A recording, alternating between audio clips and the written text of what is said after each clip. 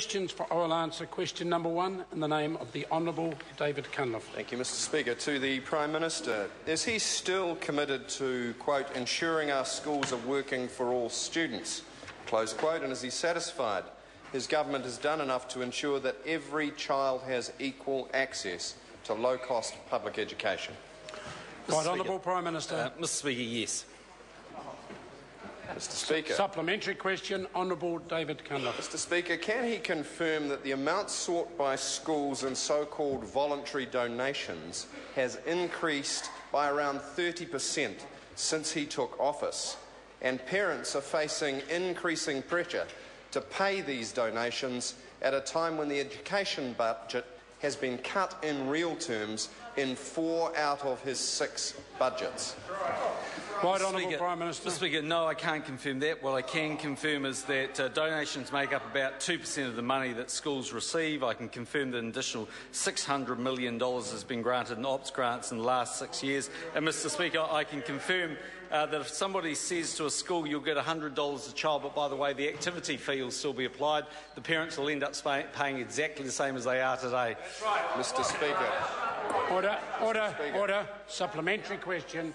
Honourable David Cunliffe. Mr Speaker, does the Prime Minister think it's acceptable that schools are punishing the children of parents who simply cannot afford to pay these so-called donations by shaming them in ways such as giving out donation-paid tags to children to attach to their school bags?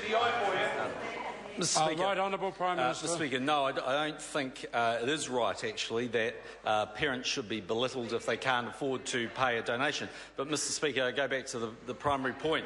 It's one thing to say to a school, I'll give you $100 for a child, but if you leave the activity fee there, all we know is that taxpayers are going to pay probably nearer $75 million in additional costs, and by the way, parents are going to pay exactly the same because, like a normal Labor Party policy, you have to read the fine print to work it out.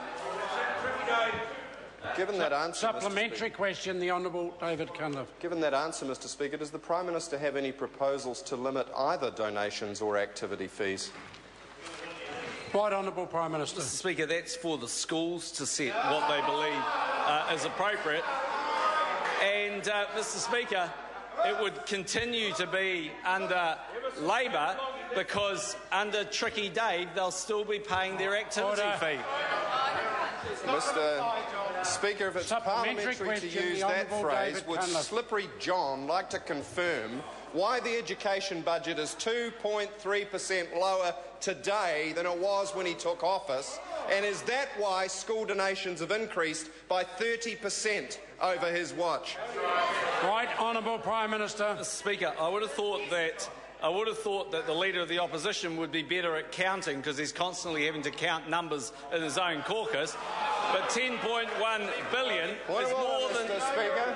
Oh, you can get...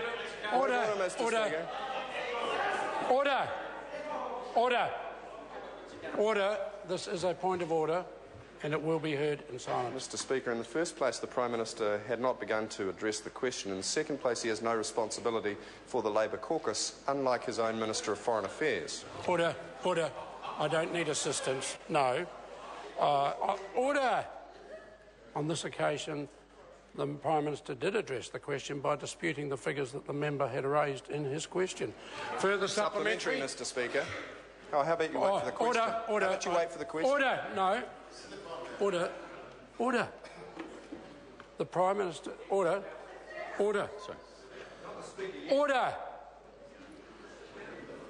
The member, the Honourable David Cunliffe, raised a point of order through the question. The Prime Minister clearly wants to add further to the question. The answer has not at this stage been too long, and I invite the Prime Minister to complete his answer. Thank you, Mr Speaker. So, Mr Speaker, going back to the primary point, this government is spending $10.1 billion in education, more than has ever been spent in education in the history of this country. Supplementary question, Honourable David Cunliffe. Mr Speaker, given that answer, will the Prime Minister now adopt Labour's guarantee of ring-fencing the real value of education investment so that New Zealand's school children and hard-up parents are not pressured for so-called voluntary donations that have increased by a third under his watch? Right, Honourable Prime Minister. Mr Speaker, the only thing that the Labor policy is guaranteeing is that taxpayers will pay an extra $75 million and parents will pay exactly the same. And the member knows that because what will happen is every school in the country will charge more for activities, every school in the country will look for other ways to raise money from their parents, and in the end, New Zealanders will pay more. Mr Speaker. Supplementary question, Honourable David Cunliffe. Mr Speaker, what would the Prime Minister say to the mother of 2 school-age boys that I met in Papakura who was working on a minimum wage, 2 jobs to put food on the table for her family, and cried because she faced the choice of working more hours and being worried her children would go further off the rails to pay for his voluntary school donations? Right, Honourable Prime Minister. Well, Mr Speaker, what I would say firstly is that there are plenty of parents who, for financial reasons, don't make a payment to donations, and that's totally acceptable. Secondly, Mr Speaker, what I would say to that family is that you will, under a Labor policy, pay more for your activity fee, so in effect you will pay less. And the third thing I'd say to that hard-working woman is I'd say, continue, as I'm sure you do, because you're in Judith Collins' electorate, to vote National, because if you vote Labor, you'll lose your job. Order. Answer is sufficient. Question number 2, Claudette Hoiti. Thank you, Mr Speaker. To the Minister of Finance, what steps has the government taken